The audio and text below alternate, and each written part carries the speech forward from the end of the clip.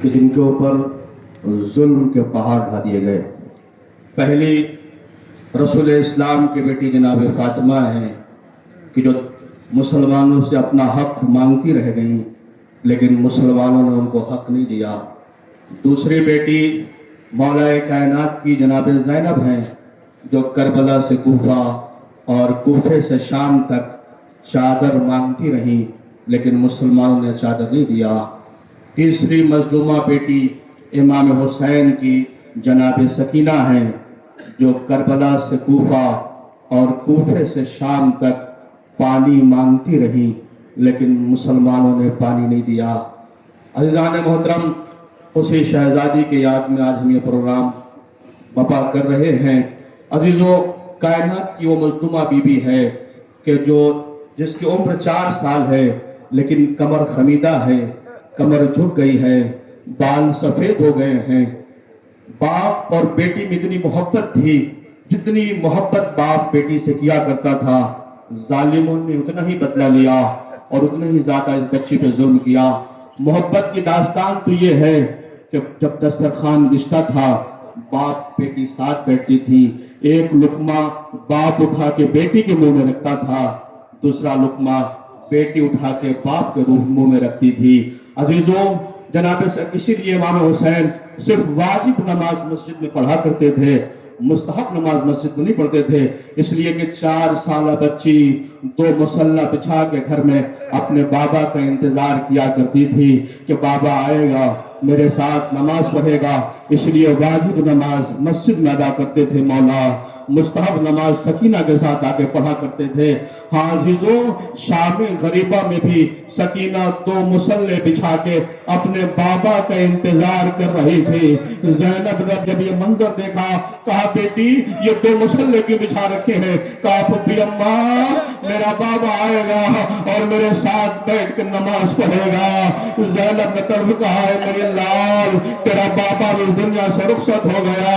عزیزان محترم، ہاں شام غریبہ سے سکینہ پہ مصیبت کے پہاڑ ڈھا دیے گئے۔ عزیزو، یہ وہ بی بی ہے کہ جسے ایسے لاغر و ناتوان اونٹ کے پشت پہ باندھا گیا کہ عزیزو جب اس پہ بیٹھایا جا رہا تھا، 4 سال کی بچی ہے، اکیلی کیسے اونٹ پہ بیٹھے؟ تو پشت پیٹ کے بل، سینے کے بل جو ہے وہ اونٹ کے پشت پہ باندھ دیا گیا، اور جب اونٹ چلتا جناب سکینہ کا سینہ چھلنی ہو جایا کرتا تھا۔ عزیزان محترم، جب یہ قافلہ شام کے بازار میں پہنچا، ایک مرتبہ جناب سکینہ نے جناب زینب سے کہا، اے پھپھی اماں بہت پیاس لگی ہے، چند قطرے آب مل جاتا۔ زینب نے سکینہ کے چہرے کو دیکھا اور دیکھنے کے بعد سے کہا، ہے میری لال، ارے تم دیکھ تو رہی ہو یہاں پتھر مارنے والے ہیں، گرم پانی پھینکنے والے ہیں، کوئی ہمیں پانی پلانے والا نہیں، کسی کے اندر اتنی غیرت نہیں کہ تمہاری پیاس کو دیکھ کے تمہیں پانی پلائے۔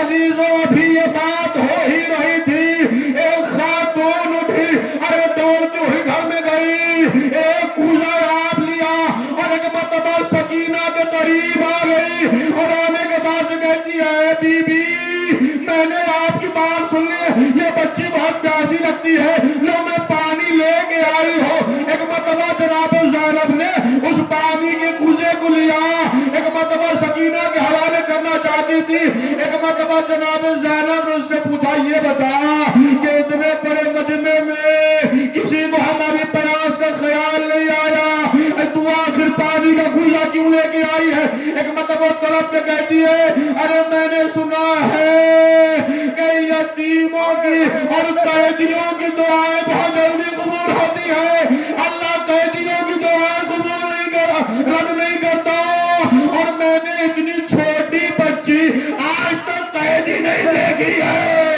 یہ اگر ہمارے حق میں دعا کر دے اللہ ہماری دعا کو رد نہیں کرے گا۔ ایک مرتبہ زینب نے کوزہ لیا، کہا ہے بی بی پہلے اپنی دعا بتا دے، اس کے بعد میری بچی پانی پیے گی۔ ایک مرتبہ اس بی بی نے جیسے ہی سکینہ کے ارے خشک ہاتھوں کو دیکھا،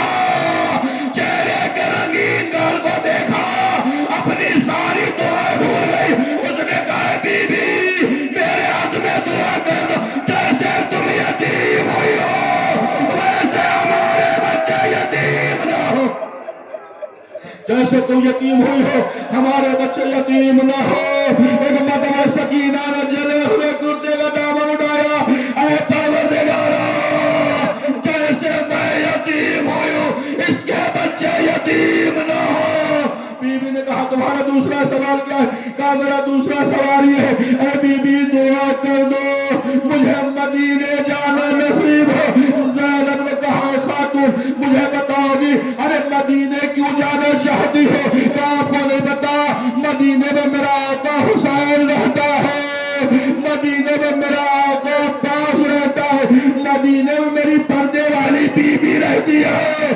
زینب نے جملہ کہا اے بی بی ارے پردے والی کا نام نہیں لیا، تو نے حسین کا نام لیا، عباس کا نام لیا، پردے والی بی بی کا نام نہیں لیا۔ ایک مرتبہ خاتون کہتی ہے اے بی بی یہ شرابیوں کا مجمع ہے، بی بی کا نام اتنا پاک و پاکیزہ ہے، میں یہاں اس بی بی کا نام نہیں لے سکتی۔ زینب نے ایک جملہ کہا اے خاتون اگر اس بی بی کو اسی بازار میں دیکھ لو تو کیا پہچان لو گی؟ ایک مرتبہ خاتون نے کہا بی بی خبردار، ارے میری بی بی کا ارے نام اس بازار میں نہیں لیا جائے گا، وہ کہاں سے آ سکتی ہے؟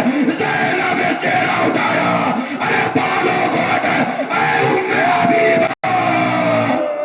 بس ایک روایت رحمت تمام عزیز و قافلہ شام کے زندان میں آگیا بس ختم کر رہا ہوں۔ ایک مرتبہ جب زندان میں رہا بی بی کی شہادت ہو گئی، بی بی کو زندان میں دفن کر دیا گیا۔ چونکہ آج آپ نے علم اور تابوت دونوں اٹھایا ہے، بس اسی مناسبت سے ایک جملہ سنو رحمت تمام عزیز و مرتبہ رہائی ہو گئی، عزیزان محترم تبرکات آنے لگے، چادریں آتی، ایک ایک بی بی اٹھتی، ہاں یہ زینب کی چادر ہے، یہ کلثوم کی چادر ہے، یہ رباب کی چادر ہے، یہ فروا کی چادر ہے۔ ایک ننھی سی چادر آئی دربار میں پھرتی رہی، ایک مرتبہ منادی نے پوچھا آخری چادر کوئی لینے والا نہیں؟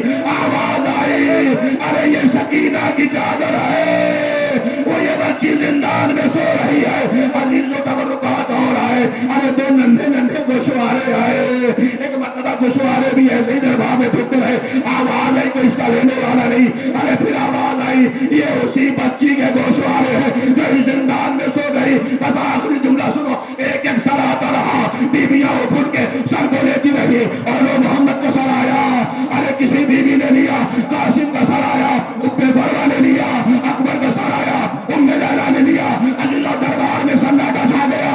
آواز آئی اب کس کا سر آ رہا ہے؟ آواز آئی اب عباس کا سر آ رہا ہے۔ عجیب روایت ہے، زینب اپنے مقام سے کھڑی ہوئی، ایک مرتبہ سر عباس کی طرف بڑھی، قریب گئی، عجیب منظر دیکھا، کیا دیکھا؟ جب تک سر تشت طلوع میں رکھا تھا آنکھیں کھلی تھی، جیسے ہی زینب نے اپنی آغوش میں لیا آنکھیں بند ہو گئی، زینب نے گریہ کرنا شروع، اے بھیا عباس آنکھیں کھول دو، زینب اپنے پشت کے نشان نہ دکھائے گی، اے بھیا آنکھیں کھول دو۔ ارے بیویاں جمع ہوئی، عباس پر روتی رہی، سید سجاد اٹھے، زینب کے قریب آئے، اے پھپھی اماں چچا کا سر میرے حوالے کر دو۔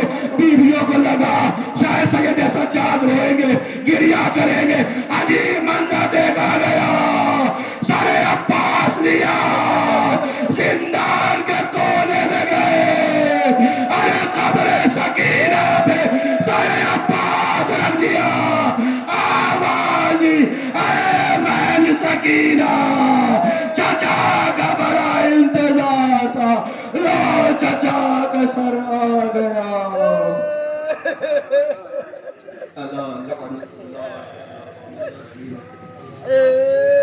سیعلم الذین ظلموا ایام منقلبین ینقلبون، انا للہ و انا الیہ راجعون۔ پروردگار